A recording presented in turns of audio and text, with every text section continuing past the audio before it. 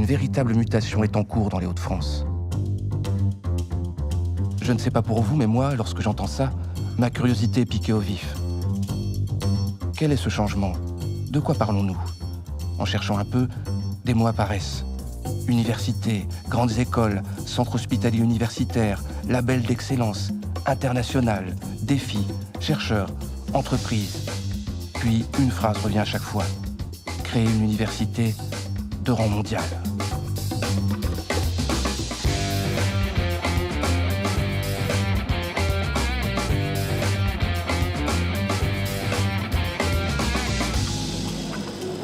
L'objectif est clair. Cette université sera parmi les 50 premières universités de référence en Europe d'ici 10 ans. Personnellement, je trouve ça très excitant. Mais concrètement, ça va se passer comment? Eh bien, si je suis à Lille aujourd'hui, c'est pour les découvrir. Alors, venez avec moi. Des bouleversements ont déjà eu lieu. Ça bouge. Du côté des grandes écoles, Centrale Lille, l'École nationale supérieure des arts et industries textiles et l'École nationale supérieure de chimie de Lille se rapprochent. Du côté des universités, ça bouge aussi. L'université Lille 1 et Lille 2, Lille 3 ont fusionné depuis le 1er janvier 2018. Mais le grand bouleversement qui influencera tout le territoire, c'est encore autre chose. Il s'appellera Université Lille Nord Europe. Cette grande université fédérera de manière inédite l'Université de Lille, les grandes écoles, les organismes de recherche tels que le CNRS, l'INSERM, l'INRIA et les organismes de santé tels que le Centre hospitalier universitaire de Lille et l'Institut Pasteur de Lille. Ça fait du monde. Ce consortium sera composé d'acteurs déjà existants et déjà reconnus pour leur excellence pédagogique et scientifique. Les associés sera la clé pour leur attractivité et leur visibilité à échelle internationale. Pour mener à bien ce projet, une fondation a donc été créée, la fondation ICIT ULNE. Ça sera ma première étape.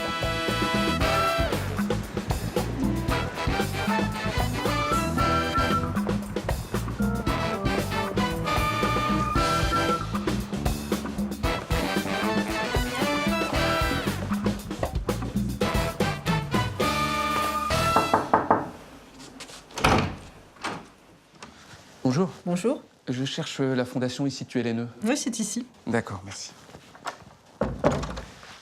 Je peux? Oui. Merci. En fait, j'ai entendu parler d'un projet ambitieux pour la métropole européenne de Lille au niveau de l'enseignement supérieur. Votre fondation y est pour quelque chose ou je me trompe? Alors, le projet est né avant la fondation. Et pour cela, il y a une dotation qui est donnée par l'État, une dotation de 500 millions d'euros. Et la Fondation est là pour gérer ces 500 millions d'euros pour l'ensemble du consortium. D'accord, on peut en faire des choses avec 500 millions d'euros. Alors, c'est un peu plus compliqué, puisque 500 millions d'euros, c'est la somme que nous donne l'État, mais nous ne pouvons utiliser que les intérêts de cet emprunt, c'est-à-dire 15 millions, ce qui est déjà pas mal, 15 millions par an, pour développer tous nos projets. Et la Fondation donc, développe ces projets dans l'intérêt de l'ensemble du consortium. D'accord. Et mutualiser des moyens, former des consortiums, on entend beaucoup parler de ce genre de dynamique en ce moment. Mais quelle est la nécessité? Mais c'est important de travailler ensemble, de mutualiser non seulement nos moyens, mais aussi nos forces, tout ce qu'on fait de bien. Et il y a beaucoup de choses de bien sur le site, d'excellentes même, en matière de recherche, bien évidemment, mais aussi en formation. D'accord. Ça, c'est un vaste chantier. Et quand on en est au tout début, est-ce qu'on ne se demande pas par où commencer?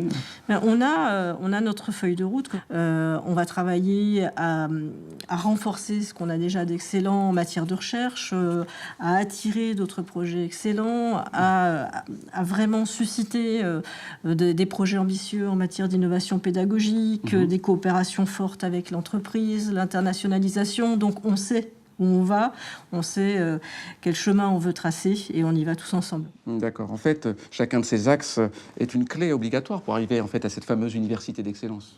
Oui. Et ce sont des projets qui nous font plaisir. On a tous envie de travailler au développement du site, au développement de la métropole, de la région et au développement de nos universités et de nos écoles. Si je veux en savoir plus, je peux m'adresser à qui? Il y a des coordinateurs de hub qui sont de grands scientifiques. Je peux vous donner un nom, même plusieurs, si vous voulez. Je vous en donne un ? Oui, volontiers.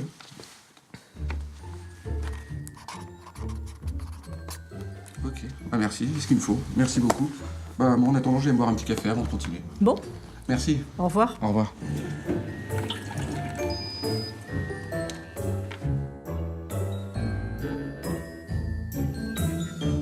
Dure journée? En fait, je travaille sur quelque chose de gros. Vous connaissez le projet ICITU LNE? Oui, bien sûr, je connais très bien, oui. Donc vous faites partie du consortium, alors? Oui, bien sûr. En tant que président de la récente Université de Lille, oui, je fais partie de ce consortium, oui. D'accord, vous pouvez me donner quelques éléments? C'était une évidence d'y aller?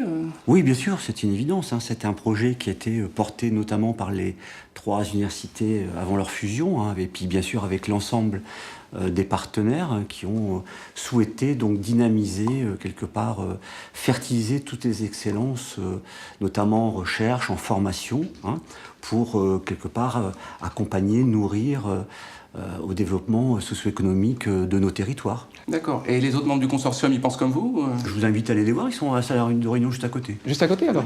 Je vais y aller, alors. Super. Je vous remercie, en tout cas. C'est très sympa. Au revoir. Au revoir.